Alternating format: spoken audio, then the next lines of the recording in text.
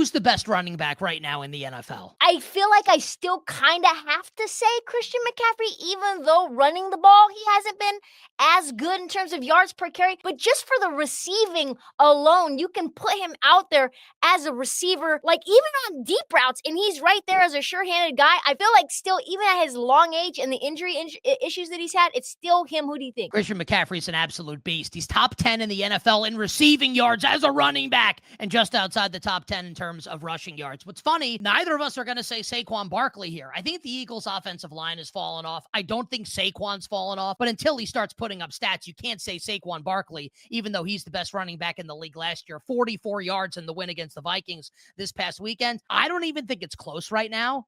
I'm going to say Jonathan Taylor of the Indianapolis Colts, who is just bulldozing through defenses. Once he gets to the second level, he's off to the races. The favorite to win Offensive Player of the Year, keying an insane Indianapolis Colts offense. I love me some Bijan. I love McCaffrey. I think it's Jonathan Taylor. But don't you feel like you want a dual threat back in terms of like what the best dynamic back is?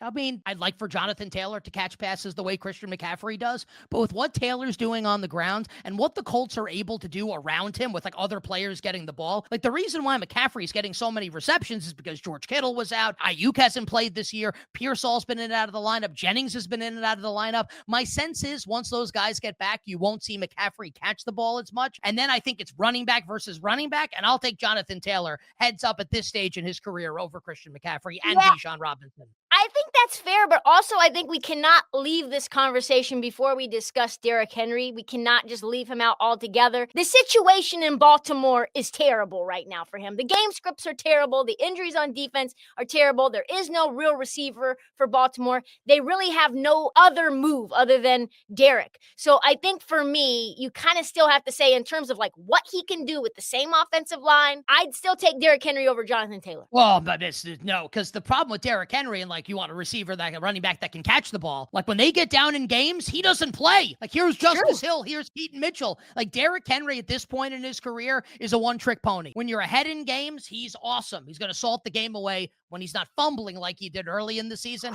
For me, Trysta, Derrick Henry's not even in this conversation right now, best running back in the league. You don't think if you put Derrick Henry on the Indianapolis Colts offensive line that he would do just the same thing as Jonathan Taylor?